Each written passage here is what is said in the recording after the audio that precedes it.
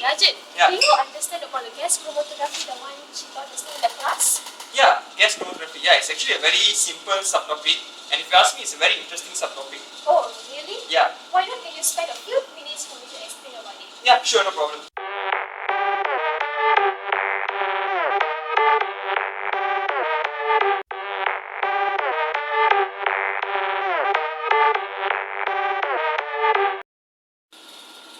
Gas chromatography can be divided into two parts.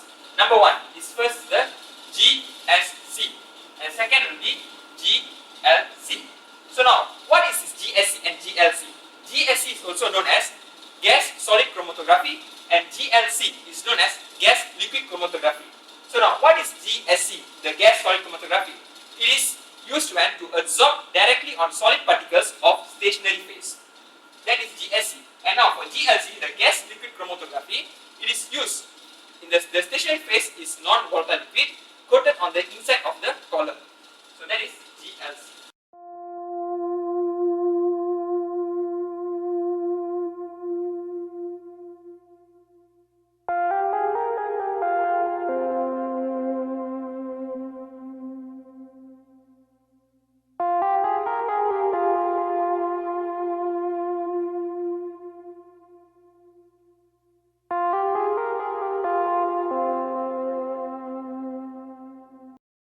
This is the carrier gas tank, flow regulators, sample injection chamber from the unknown sample is given here, and here's the detector to the data system, and here's the display. So this whole thing, the sample injection chamber, the thermostat and detector is known as the column.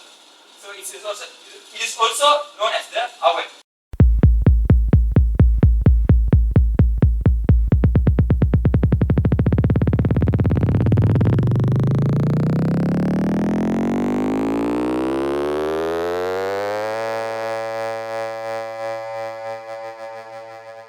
So first we give an unknown sample. The unknown sample is took from the sample injection chamber. The sample injection chamber, and then a carrier gas tank, for example a helium gas, is fed to the sample injection chamber, to the column, through the flow regulators. Then through the high temperature, the separation here occurs between the carrier gas and the analytes.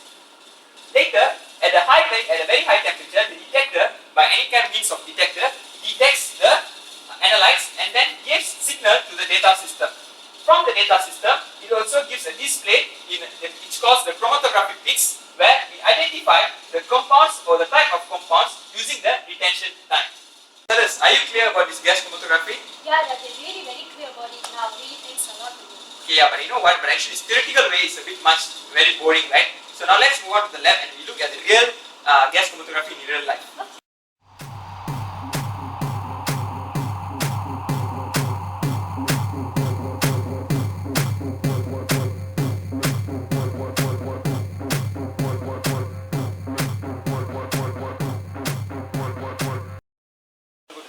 Gas chromatography lab.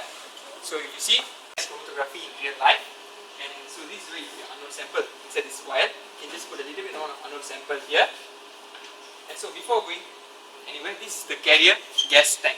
So this carrier gas tank has helium that gives the air towards the to the gas chromatography.